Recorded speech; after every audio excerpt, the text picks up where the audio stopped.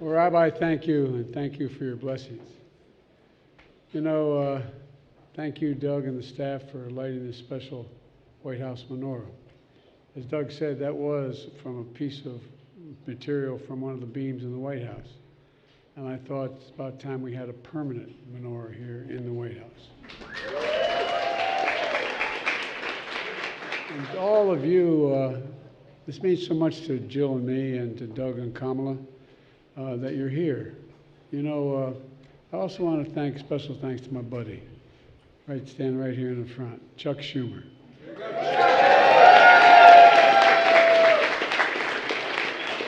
Chuck's our leader in the Senate. He's a great leader. He recently delivered a powerful and historic speech, and I mean a powerful and historic, combating anti-Semitism. I encourage everyone to read it. Everyone in America should read it. Chuck, thank you, pal. You always stand on that. The Talmud says what comes from the heart goes to the heart.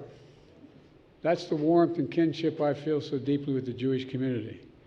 I got in trouble, got criticized very badly by the southern part of my state and some of the southern parts of the country when 35 years ago I said, you don't have to be a Jew to be a Zionist, and I'm a Zionist. And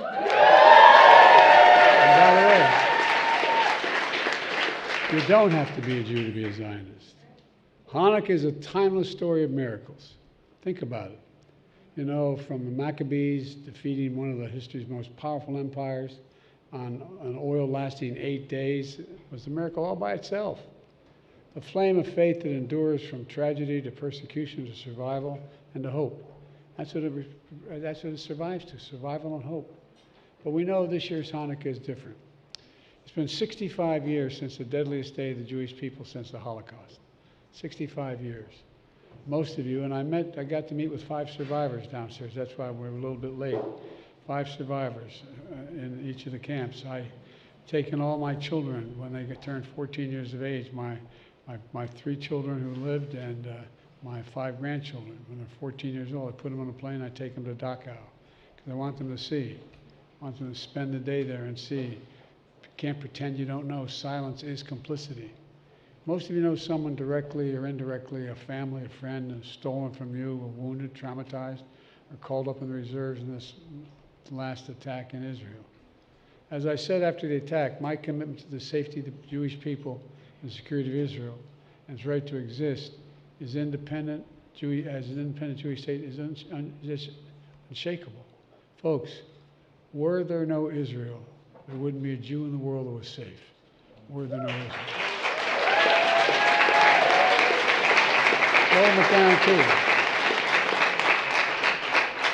I make no bones about it. I've had my differences with some Israeli leadership. I've known Bibi for now 51 years. He has a picture on his desk of he and I when he was a young member of the Israeli service here, foreign service. And I was a 32-year-old senator. And I wrote on the top of it, Bibi, I love you, but I don't agree with a damn thing you have to say. It's about the same today. I love him. But look, it's a tough spot. It's a tough spot. We continue to provide military assistance to Israel until they get rid of Hamas.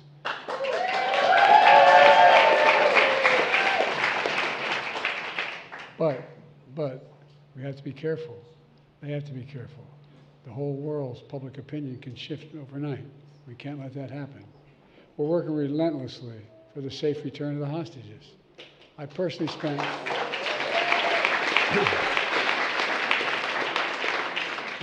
spent countless hours, and I mean it, probably up to 20 hours, with the Qataris and the Egyptians, the Israelis, to secure the freedom of hostages, to get the trucks in, to get the humanitarian aid flowing, to convince them to open the gate, to have El-Sisi make sure he opened the gate into Egypt.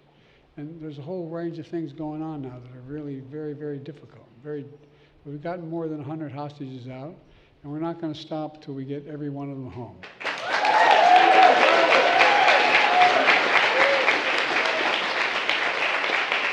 And we'll continue to lead the world in humanitarian assistance to innocent Palestinian civilians who emphasize to our friends, to our Israeli friends, we need to protect civilian life. And let me be clear, Hamas using rape, sexual violence, and terrorism and torture Israeli women and girls is appalling and unforgivable. And you should, when I was there, saw some of the photographs. It's beyond comprehension. We all have to condemn such brutality without equivocation, without exception.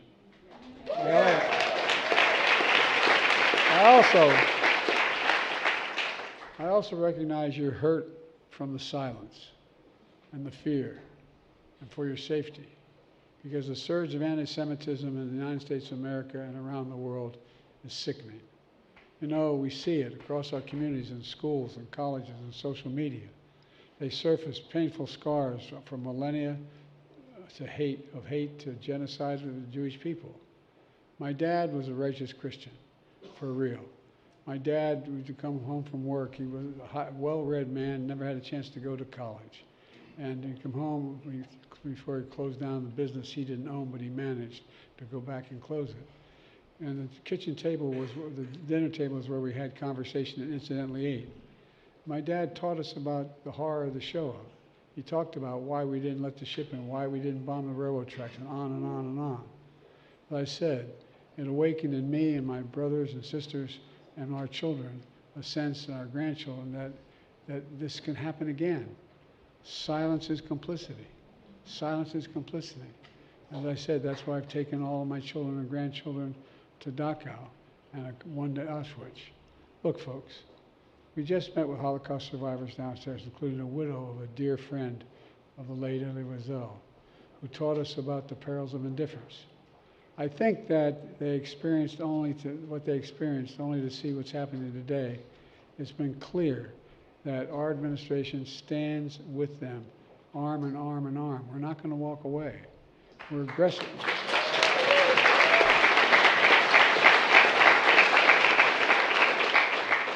We're addressing and implementing the first ever national strategy to combat anti-Semitism, prosecuting hate crimes, addressing anti-Semitism in schools, increasing security around Jewish centers of life, and more.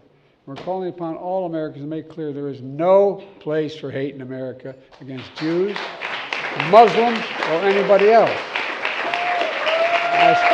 I specialize Deborah Lipschitz, the Holocaust expert and the first American ambassador-level special envoy to monitor and combat anti-Semitism around the world. It matters. You know, in this moment, we must hold to the core values that make us Americans: equality, justice, freedom, dignity, respect. Values that, from the inception of our nation, have shaped the culture, the contributions, and the values of Jewish Americans, including all of you, including nearly 300,000 Jews who peacefully rallied on the National Mall last month with enormous pride, unity, even joy in the face of extraordinary pain. You embody what the late Rabbi Jonathan Sacks said: a people whose capacity for joy cannot be destroyed itself. It cannot destroy itself. It's indestructible. Let me close with this. You know, after October 7th, a father returned to his kibbutz to salvage what he could from his home. What was left was the rubble and ruin. The home, which he had hidden in with his wife and his daughter for 20 hours before being rescued, a home in the same neighborhood where his beloved son was brutally murdered. Unlike the ancient Hanukkah story, buried piles of shattered glass, burned debris, and bullet-riddled walls, he pulled something from the ashes fully intact, a menorah. That's now on display in the foyer of this White House, your house, just outside this room. He gave it to the President of Israel, who lent it to the Ambassador Jack Lew, a symbol of the Jewish people that not only survive, but heal, rebuild, and continue to shining their light on the world. A reminder to hold on to the miracle of hope and faith. Because when we do, no night is so dark we can't find light. No night is so dark we can't find light. No one knows that better than the Jewish people. So ladies and gentlemen, happy Hanukkah and God bless you all.